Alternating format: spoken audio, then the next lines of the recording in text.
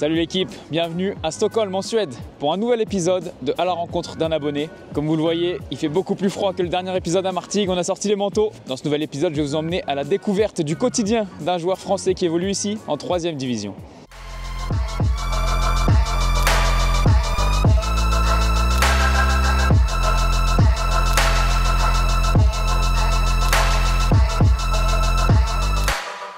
Bonjour, je m'appelle Kylian Denoal. Je joue à Assyriska FF en 3e division en Suède dans le championnat Ettan. J'ai 25 ans et je suis latéral gauche cette saison. J'ai commencé le foot au Stade Rennais. J'ai joué 6 ans là-bas. Ensuite, j'ai atterri dans un club en banlieue rennaise à la TH Rennes. En parallèle, j'ai fait le pôle espoir à Ploufragan avant de rejoindre le centre de formation du Stade Malherbe de Caen où j'ai passé 5 années. Et après la réserve professionnelle, je n'ai pas obtenu de contrat pro, donc je suis parti dans une N3 à Dinan-Léon. Après le Covid, c'était un peu le bazar. Je ne savais pas trop où m'orienter et j'ai eu une proposition pour aller à l'étranger en Finlande. Donc j'ai atterri en Finlande, j'ai joué en 2e division là-bas avant de voyager un peu en Suède ici, puis en Grèce en suivant les pas d'Antoine. Et je suis retourné ici en Suède où j'ai pu trouver un peu plus de stabilité dans ce club-là justement.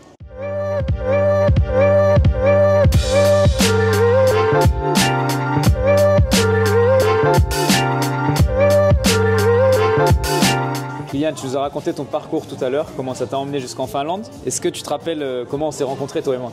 Oui, je me rappelle tout à fait. C'était pendant l'hiver 2021, fin d'hiver 2021. J'ai un match amical avec Mikkeli à Jyväskylä. Tu joues à Jyväskylä.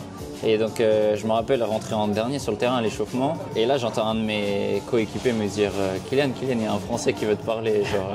Et là je vois Antoine, genre. On devait s'échauffer de base. On commence à taper la discute au milieu du terrain. Antoine qui vient, oh je suis français, etc. À l'époque, tu étais fraîchement arrivé, je me rappelle, tu galérais à parler anglais et tout encore. C'était vraiment tes tout débuts à l'étranger. Heureusement, tu parlais bien français. Premier pas à l'étranger. Ouais, c'était dur. Et donc par la suite, je ne sais plus si tu l'as mentionné dans ton parcours tout à l'heure, mais on s'est même retrouvés à jouer ensemble dans un de mes anciens clubs, Vajakoski, pour ceux qui suivent, vous devez connaître. Ouais, exactement. On a partagé une demi-saison ensemble, puisque toi, tu es parti au milieu de la saison. Ouais, c'est passé assez vite. En fait, j'étais à Mikkeli, toujours dans la 2e division finlandaise. Et après ça, j'ai été faire des essais avec une Veikkausliiga, ce qui est la 1re division. Ça n'a pas abouti. Je suis arrivé sur une période de mercato qui allait se fermer. Et en parlant avec Antoine, il était dans son club à Vajakoski. Il m'a dit pourquoi pas venir jusqu'à cet été, justement, jusqu'au mercato d'été. Et du coup, on s'est rejoint là-bas. Et c'était 3 petits mois, mais très sympathique. Donc là, on vient fraîchement d'arriver à Stockholm. On est mercredi. Et pourtant, il y a déjà match ce soir, Kylian. C'est quoi? C'est un match de coupe? Tu peux nous expliquer? Ouais, exactement. En fait, c'est pour se qualifier pour la Coupe de Suède en 2025. On a eu un parcours de coupe où on s'est qualifié pour les quarts de finale, demi-finale. Et maintenant, c'est la finale pour savoir qui se qualifiera en Coupe de Suède pour l'année prochaine. Et ce soir, c'est un gros derby, c'est ça? Ouais, c'est un très très gros derby. On joue contre l'équipe avec qui on partage le stade, justement. Donc il devrait y avoir une belle ambiance là. Très belle ambiance, apparemment. Ok. Ça va, t'es prêt pour le match? Ouais, moi, ça change pas trop. Toujours bien. Depuis tout à l'heure, on te voit avec cette jeune fille à côté de toi. Qui es-tu? Bonjour, je m'appelle Ami. Je sais même pas comment elle a compris la question. I'm a Swedish football wife. Kylian's girlfriend. And I went from never seen a football game in my whole life to watching a football game every Sunday. Donc c'est pour ça aussi que tu es aussi content d'être en Suède, Kylian. Ouais, non, en vérité, elle m'a facilité la tâche pour l'intégration, c'est incroyable. J'ai bougé là où elle habite et pour l'instant on est avec sa famille, mais le projet c'est de prendre un appart. Oui.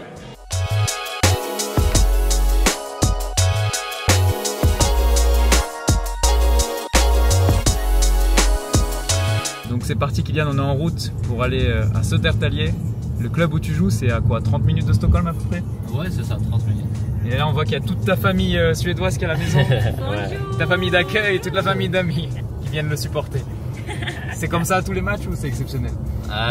Ami normalement, toute seule. Mais là c'est exceptionnel. C'est l'atmosphère des grands matchs. Ouais, c'est l'atmosphère des grands matchs, j'ai la pression. Il va falloir répondre présent sur la pelouse. Ouais, exactement. Ja må han leva ut I 100 år. Ja visst ska han leva, ja visst ska han leva, ja visst ska han leva ut I 100 år.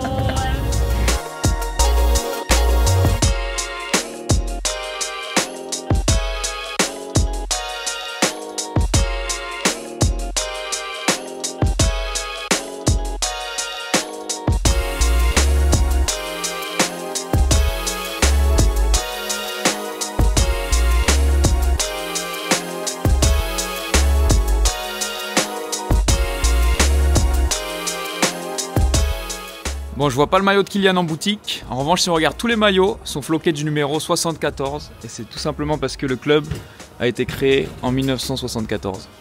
Bon l'équipe, comme vous le voyez, j'ai récupéré mon petit gilet presse. Je vais pouvoir aller en bord terrain pour filmer ce match. Et là, je me trouve dans les bureaux de Assyriska. Et on se croirait dans un musée.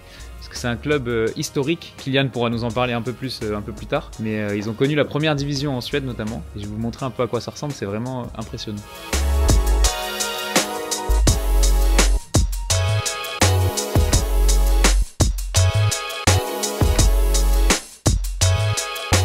Donc aujourd'hui on est bien au stade de l'équipe de Kylian, mais c'est également le stade de l'équipe qui reçoit. En fait c'est un peu comme à Milan, il y a plusieurs équipes qui se partagent le même stade. Et donc aujourd'hui, même si on est chez eux, Kylian va en gros jouer à l'extérieur. L'ambiance commence à monter.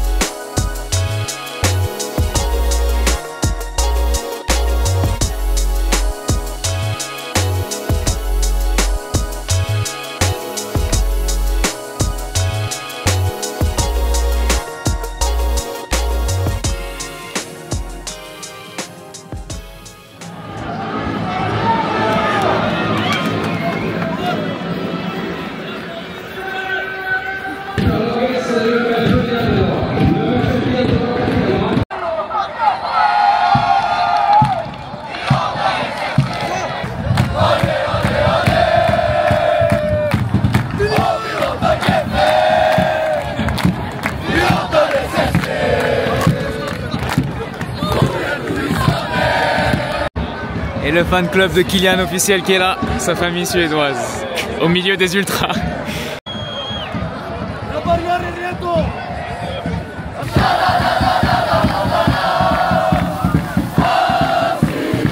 Oh, l'ambiance de dingue les gars.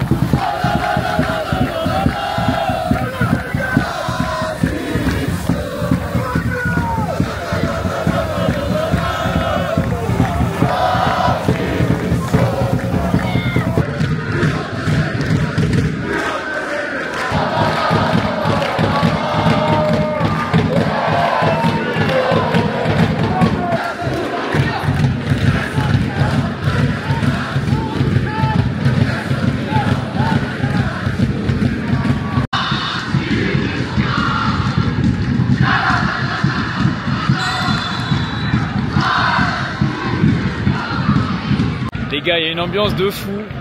Qu'est-ce que ça donne envie de jouer encore d'être au bord du terrain. En fait, c'est une torture pour moi ce concept. J'adore, mais en même temps, j'ai trop envie de jouer.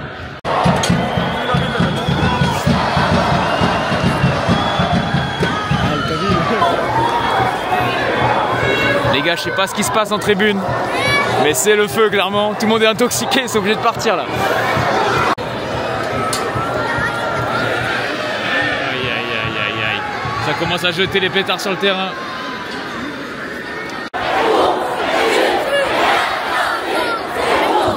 Les gars, je le rappelle, c'est un match entre une équipe de D3 et une équipe de D4 suédoise, un match de coupe. L'ambiance est incroyable.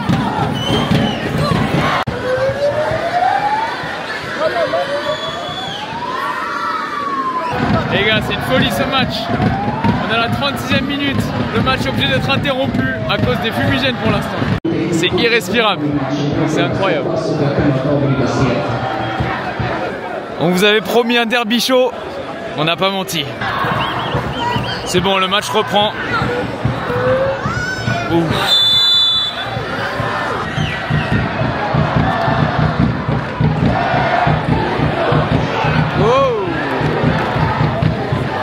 Il mange la ligne, le Kylian. Il y a une ambiance à 0-0 les gars. Si jamais il y a un but, je pense que le stade va exploser là. Bon, c'est la mi-temps l'équipe, 0-0. Pour l'instant le spectacle est dans les tribunes. On se gèle ici à Stockholm, mais malgré ça avec l'ambiance ça réchauffe, c'est énorme. Deuxième mi-temps, Kylian il va jouer du côté de ses fans. On espère que ça va le débrider un peu.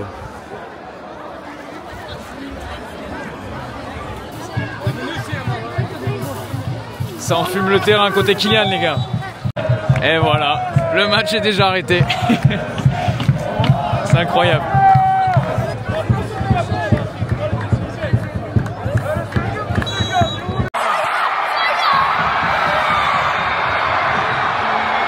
l'ouverture du score de l'équipe à domicile.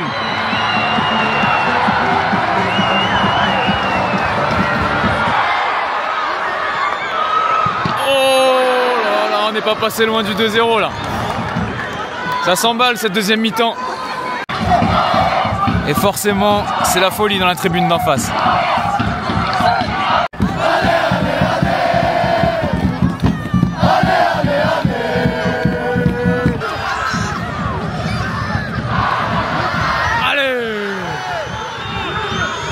Jouez, messieurs!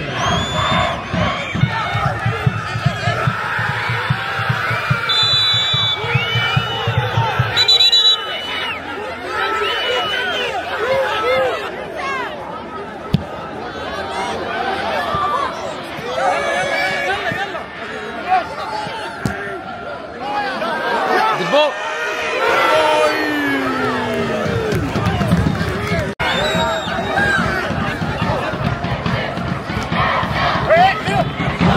Allez, Kiki! Bien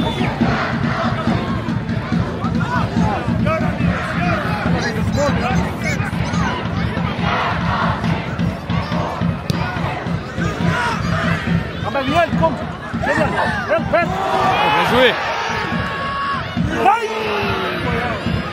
Ça pousse fort là les gars côté Assyriska, je pense que ça va égaliser. Oh, le stadier qui fait un contrôle pour jouer vite. Les gars, c'est maintenant là, ça pousse fort. Allez Kiki. Oh, c'est bien sorti ça.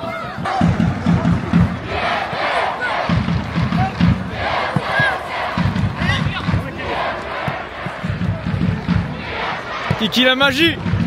Ah, dommage. Oh, oh non.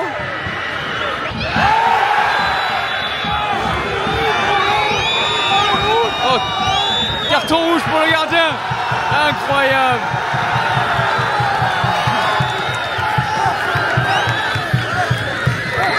« 90e minute, carton rouge pour le gardien. » Et ça valait bien un petit fumier tout ça.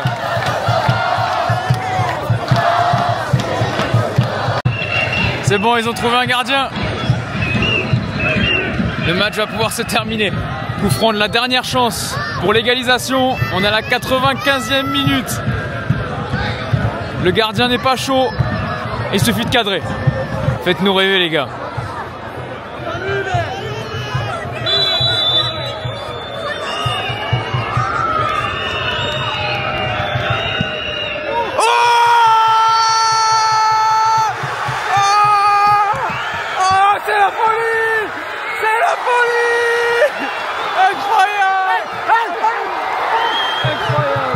Incroyable. Oh les gars, c'est une dinguerie. C'est incroyable, il l'a fait. Les supporters qui envahissent la pelouse. L'égalisation, quel coup franc. Oh la dinguerie.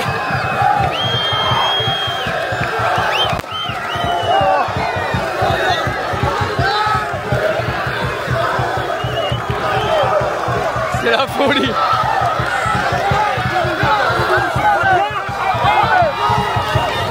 Oh là là là là, la 95e minute à partout. La clim.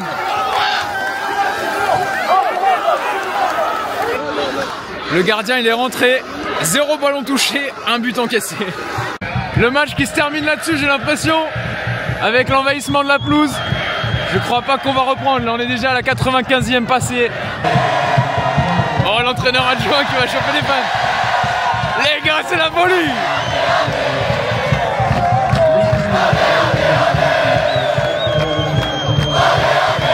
Le match va reprendre.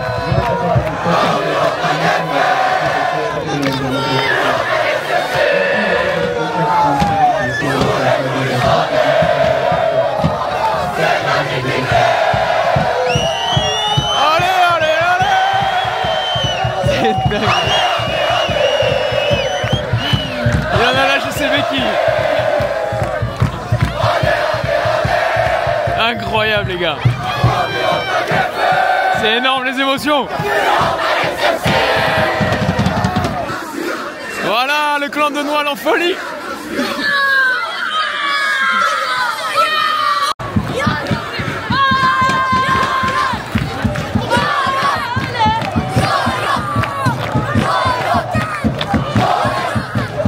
De ce côté-là, par contre, les supporters à domicile, on les entend plus.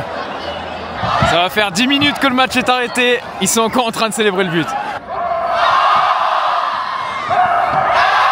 C'est quoi cette ambiance de malade, les gars?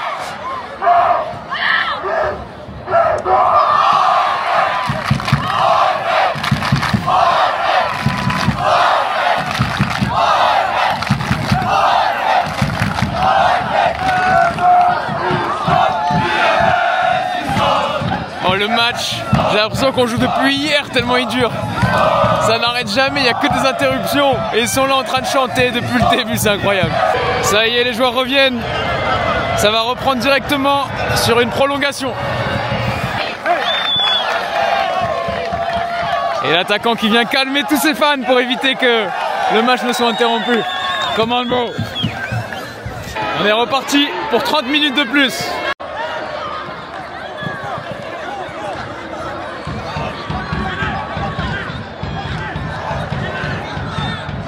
Bien joué.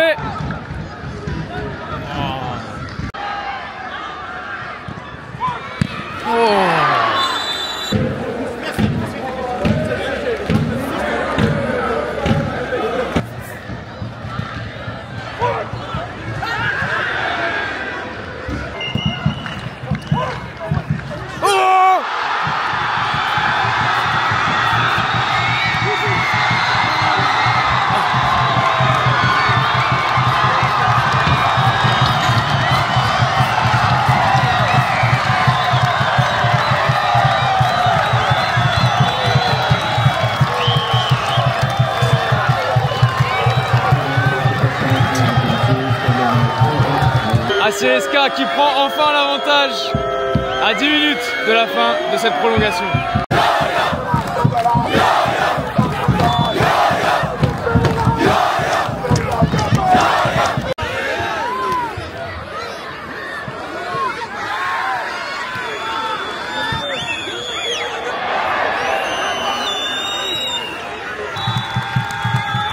Et voilà, c'est gagné. Envahissement de terrain. Incroyable. Ah, quel match, je suis mort. Bravo mon gars. Je suis mort, frère. Le match il s'arrêtait jamais. Oh, je suis mort, c'est ouf.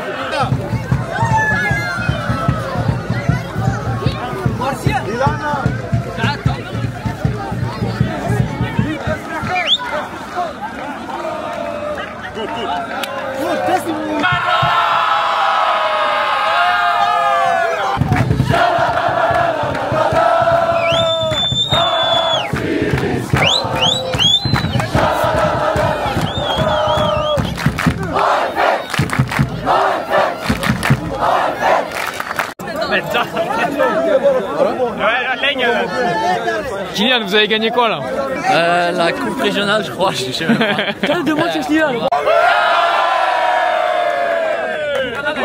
Oh, together. Oh. Kıbrıs'ten Oktar Birbir'se hip hip.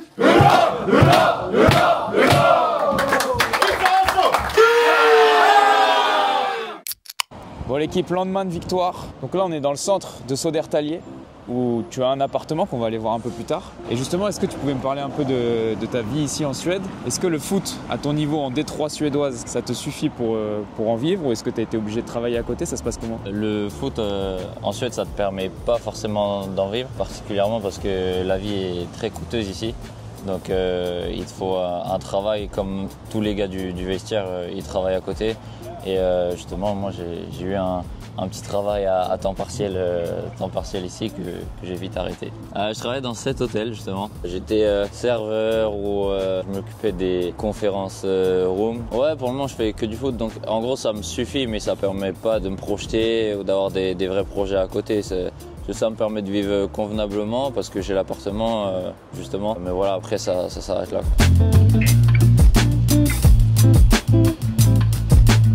Södertälje, c'est un peu la banlieue de Stockholm, non? C'est un peu une mauvaise réputation? Ouais, c'est une mauvaise réputation parce qu'il y avait beaucoup de criminalité. Quand je suis arrivé en 2022, il y avait énormément de faits divers. J'avoue que c'était pas très rassurant. Maintenant, ça s'est calmé. Toi, tu savais pas du tout où tu mettais les pieds en plus? Non, du tout. En fait, tout ce que je savais, j'avais regardé sur Internet et c'était une ville qui avait accueilli une grande partie de l'immigration en Suède. Et donc, la moitié de la ville était même pas suédois en fait. Et au final, là, quand on se balade et tout, ça a l'air plutôt tranquille, voire même plutôt mignon. Franchement, c'est une petite ville sympa. Autour aussi, c'est des paysages très nordiques avec des forêts, des lacs, donc c'est plutôt tranquille. Donc c'est pas comme tu voyais dans les médias quoi, avant de venir en fait? Non, en fait là on est dans le centre-ville, mais autour il peut y avoir des quartiers un peu plus dangereux.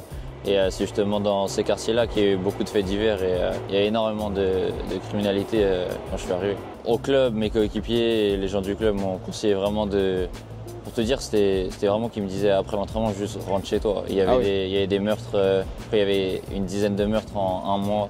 C'était vraiment deux gangs qui réglaient leur compte et c'était vraiment... Je n'étais pas rassuré, j'entendais des hélicoptères d'ici et je vivais dans le centre.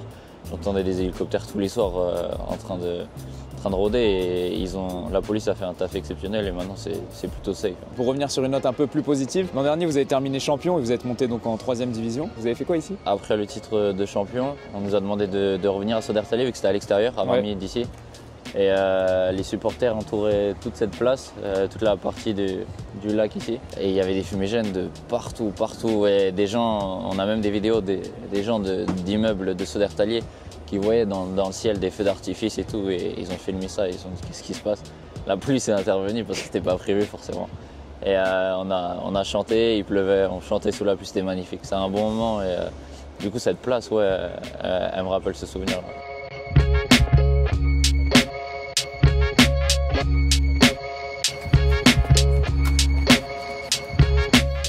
Welcome.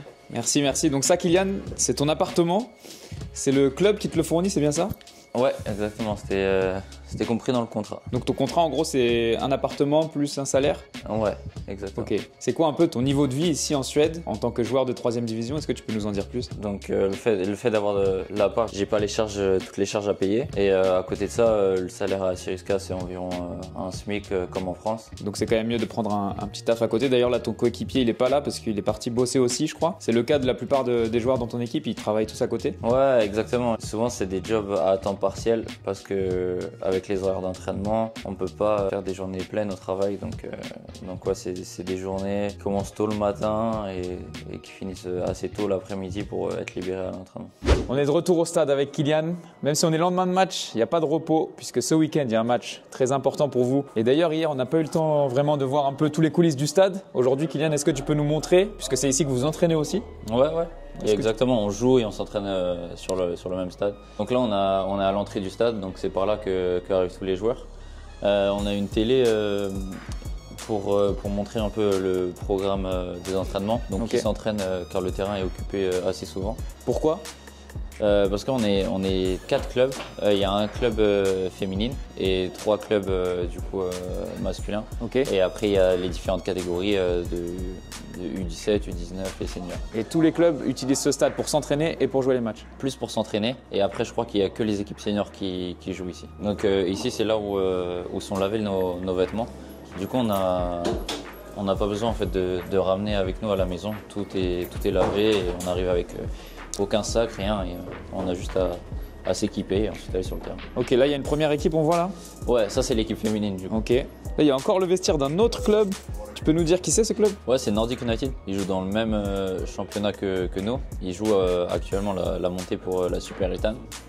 Ici c'est le local où on stocke un peu tous les vêtements, tous les équipements pour les déplacements, etc. C'est la salle des trésors là? Ah ouais, un peu. Non, c'est plutôt le clubhouse, la salle des trésors avec tout ce qui est historique. Ici c'est nos kawaii comme cet hiver, on vient s'équiper à chaque fois avant d'aller à l'entraînement. Il faut. Et ici. Ça c'est nos jeux de maillot.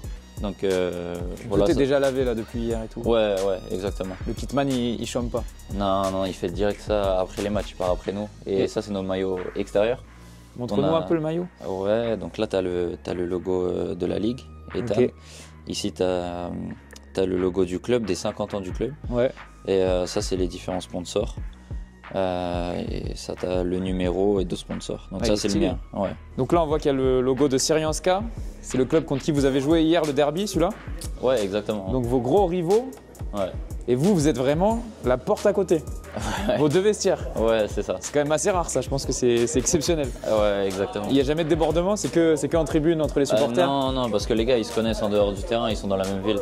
Donc c'est vraiment que sur le terrain où ça peut chauffer, et nos supporters. Mais entre joueurs, c'est vraiment bien. Donc pas d'embrouille ici? Non. Ok. Donc là, c'est nos vestiaires. Ok. Bienvenue.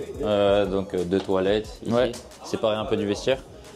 Ici, c'est quand on arrive, souvent on prend notre café. Okay. Souvent on arrive de nos jobs respectifs. Et donc on a un petit snack avant l'entraînement. On arrive à 17h30, l'entraînement débute à 18h. Donc ça permet à l'équipe d'être tous ensemble, tu vois, 30 minutes avant, on peut se préparer. Là, c'est mon spot. À côté de l'enceinte? Ouais, j'étais le DJ au début d'année, après il y a eu un peu de... T'as perdu ta place, un peu de t'as pas fait tes preuves. Parce que je mettais des musiques afro, ça correspondait à certains et pas à d'autres. Ok. Ici, c'est là où on a nos chaussures. D'accord.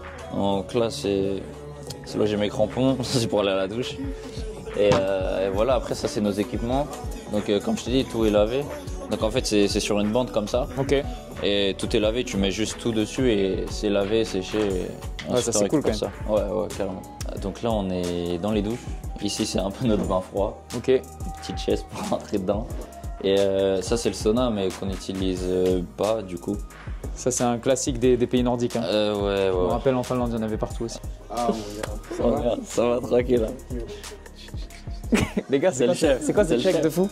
Parce que c'est un chef. Tu peux expliquer pourquoi? Il travaille dans un restaurant en tant que chef. Du coup, on a commencé à faire ça. Moi, je suis un chef. Ok, t'es un grand cuisinier alors? Là, à côté, ouais. Ah, ok, je comprends. Les gars, là, il y a des modèles de crampons très rares. Regardez ce qu'on retrouve. Les fameuses méduses. Là, on appelle ça tic-tic. Tic-tic. C'est avec ça qu'on joue le mieux au foot, non? C'est le meilleur. C'est comme ça que t'as appris, toi.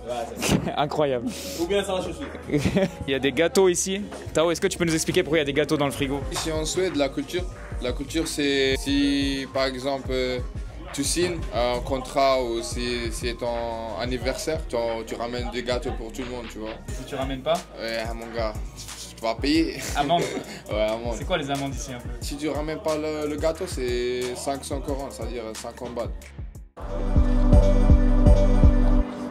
Bon là on s'est posé un petit peu avant ton entraînement dans les tribunes qui étaient en feu hier. Et justement tu peux nous expliquer comment c'est possible qu'en 3e division suédoise il puisse y avoir une telle ambiance. C'est quoi un peu l'histoire de ton club? C'est un club un peu à part j'ai l'impression. C'est une rivalité en fait qui commence pas sur le terrain ou qui n'a rien à voir avec le foot. En fait à Syriska c'est un grand royaume à l'époque dans le Moyen-Orient. Et les Perses et les Syriens leur ont fait la guerre. Ça s'est divisé en plusieurs pays et avec le temps les Assyriens n'avaient plus de pays. La majorité ont migré en Suède et d'ailleurs leur population un peu partout dans le monde. Et maintenant, le pays qu'on connaît là-bas, c'est la Syrie, donc les Syriens, pas les Assyriens. Et donc la rivalité, elle vient de là. Pour eux, ils se sont fait voler les terres par les Syriens. Et donc, ils ne s'apprécient pas beaucoup en dehors du terrain. Alors sur un terrain de foot, je pense que c'est encore pire. Donc vous, votre club, il représente les Assyriens. Exactement. Et le club de l'équipe adverse d'hier, qui est Syrianska. Exactement. Il représente les Syriens. Arrivés en Suède, avec une grosse partie des Assyriens qui ont migré en Suède, ils ont créé un club de foot, Assyriska FF, qui était le symbole des Assyriens, qui a été proclamé comme l'équipe nationale des Assyriens. Donc vous avez toute cette communauté assyrienne à travers le monde qui suit votre équipe ici en Suède. Exactement. On a eu déjà beaucoup de retours, des gens qui suivent notre championnat d'Australie, des États-Unis, du Canada. Il y a une très grosse ferveur derrière ce club. Dans une équipe qui est aussi communautaire que celle-ci, qui représente, comme tu nous l'as dit avant, toute une population. Toi, en tant que Français, est-ce que c'était pas encore 2 fois plus dur de s'adapter dans un vestiaire pareil? C'est très très difficile d'être accepté par la communauté. Pour moi, ça a été fait par l'équipe et j'étais le seul étranger, donc j'étais entouré de l'équipe et c'était beaucoup plus facile pour être intégré aux supporters et aux personnes au club. Il faut savoir que les Assyriens, ils sont beaucoup dans la religion aussi, la religion chrétienne. Ils peuvent pas accepter tout le monde. En fait, c'est comme si tu passais un peu un test au fur et à mesure de la saison. Et voilà, après, ils t'acceptent ou pas, c'est à toi de faire tes preuves.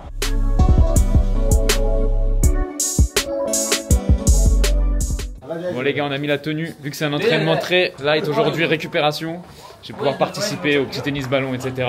Et ensuite on va challenger un peu les gars de Assyriska.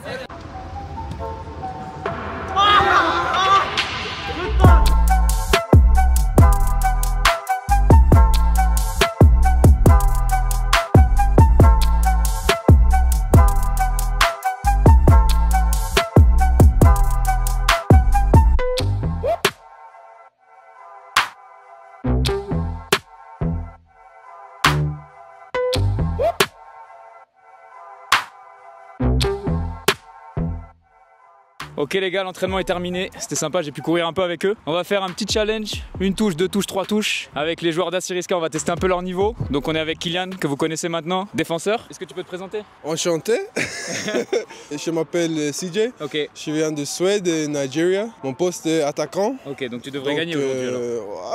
On va voir. Ouais. Ok, c'est parti les gars, c'est parti.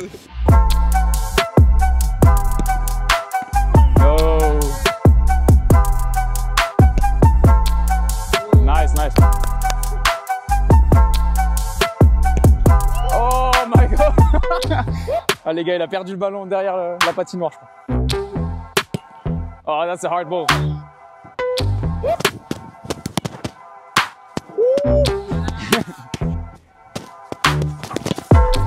Ah, well done, well done.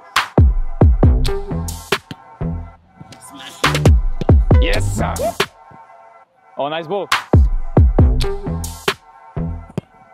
Ah. Putain, il est chaud le gardien les gars. Oh, tough ball. Good touch. Nice. On voit l'attaquant là, le sens du but.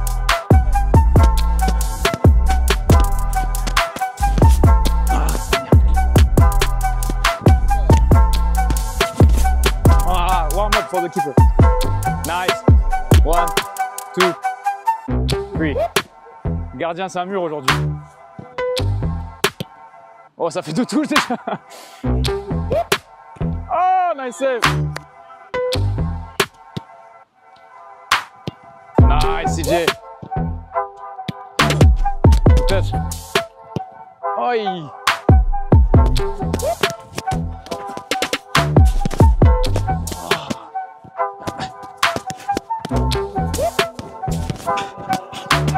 Vamos. Merci CJ. Bien joué mon gars. Bon les gars, ils sont chauds les joueurs d'Assyriska, vous l'avez vu. Je crois que c'est leur attaquant hein, logiquement qui l'emporte. Kylian, tu peux nous expliquer où on est là? Ici on est sur un terrain de frisbee golf. Frisbee golf c'est du golf mais avec un frisbee, donc l'objectif c'est de mettre le frisbee dans le panier qui est là-bas. J'ai découvert ça en Finlande avec toi justement. Eh oui, qui t'a initié mon gars? Ouais, toi et c'était 2 potes finlandais à toi. Et c'est un truc qui est classique dans les pays du Nord, surtout en France on retrouve pas ça. Hein. J'ai cherché un peu en France, je crois il y a 3 terrains en France alors que ici tu peux trouver 3 terrains par ville quoi. C'est souvent en forêt et c'est super sympa parce que c'est vraiment dehors et c'est du bon temps avec tes potes. C'est quoi, c'est une nouvelle passion pour toi?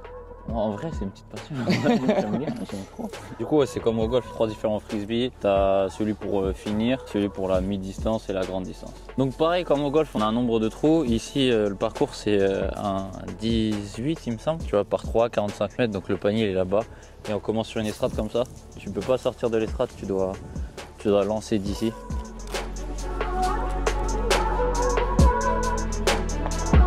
Oh il est redescendu. Oh, ça va être dur. Ouais, il peut prendre un petit point d'avance dès le début là. On assure en 3. Ouais, ça va se faire en 3.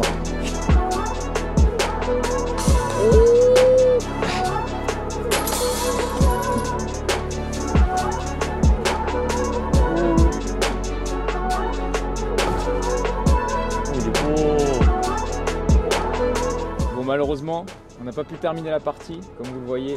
Match interrompu par la nuit. Ah, ça tombe vite, 16h, 16h30, je m'étais pas habitué. Hein.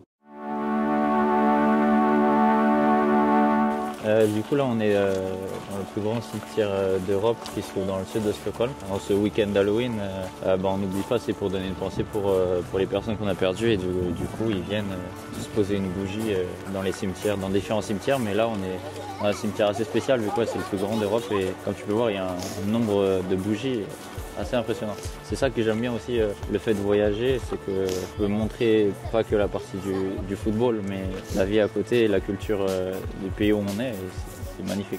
Le fait aussi que j'ai bougé dans beaucoup de pays et tout seul, j'ai vraiment appris à faire les choses par moi-même et à m'intéresser à la culture autour, parce que c'est quand même un endroit où on va vivre une certaine période, donc autant s'intéresser et faire des activités. Est-ce que toi tu conseillerais aux jeunes footballeurs qui nous écoutent l'expatriation? Si tout est fait dans les règles et dans une plus grande sécurité possible, c'est l'idéal. Je vous souhaite d'y aller Mais par contre si c'est un peu bancal, comme on ne sait pas, tu as pu montrer avec l'expérience en Grèce, voilà, il y a des choses qui arrivent. Donc il ne faut pas partir non plus avec des rêves trop grands. Il faut vraiment prendre les bonnes informations et ensuite tout peut bien se passer comme là.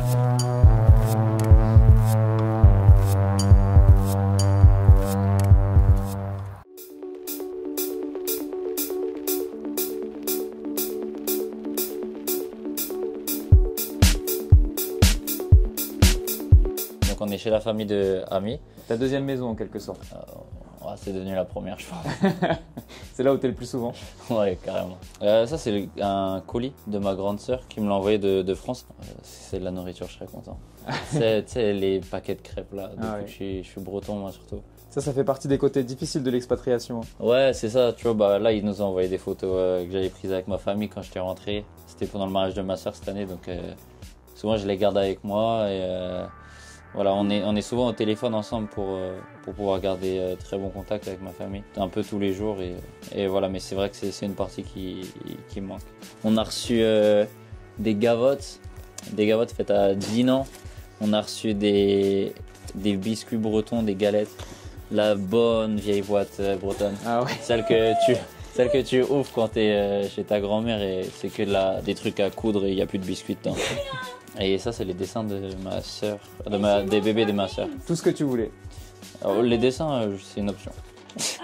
Kylian, est-ce que tu peux nous donner ton meilleur et ton pire souvenir dans ta carrière de footballeur? Je pense que le meilleur, ce sera en U19 au Stade Malherbe de Caen. Quand on finit vice-champion de France, on avait une saison incroyable. On a sorti aussi le PSG en Gambardella. Tout nous réussissait plus ou moins et on a célébré avec les supporters de Caen pour le match Caen-PSG à la maison, notre titre champion du groupe U19 national. Donc c'était un très très bon souvenir. Pire souvenir, je dirais que c'est le pneumothorax. J'ai eu une opération au poumon et elle est arrivée en fin d'année quand j'étais retourné en Bretagne jouer en N3 à Dinan-Léon. C'était une opération assez difficile, un problème assez rare et qui m'est tombé dessus et ça a engendré en fait une situation de conséquences assez chiantes pour ma carrière footballistique. C'est quoi maintenant ton objectif, voire ton rêve dans le football? Est-ce que tu en as encore? Ouais, j'en ai encore. En fait, c'est toujours de jouer au plus haut niveau, je dirais. J'aime trop ce jeu en fait où on peut affronter des gens de plus en plus forts et donc c'est juste mon souhait en fait. Je vois ça vraiment comme un jeu et je veux juste affronter des personnes de plus en plus fortes, mais ça rend les matchs trop intéressants. Donc, plus haut niveau d'un pays en particulier ou pas forcément? Ça me tiendrait à cœur d'avoir peut-être une expérience professionnelle en France. Peut-être le Stade Rennais, tu vois, un match en Ligue 1, ça peut être un début d'un rêve. C'est la fin l'équipe de cet épisode en Suède. J'espère que vous vous êtes régalés. En tout cas pour moi c'était un plaisir de le tourner. On se retrouve rapidement avec de nouveaux épisodes dans de nouveaux pays. Si jamais vous pensez pouvoir avoir un profil intéressant pour cette série, n'hésitez pas à me contacter. Une nouvelle fois, il y a mon Instagram et mon adresse mail dans la description. On se retrouve pour une nouvelle vidéo. Ciao l'équipe. Ciao.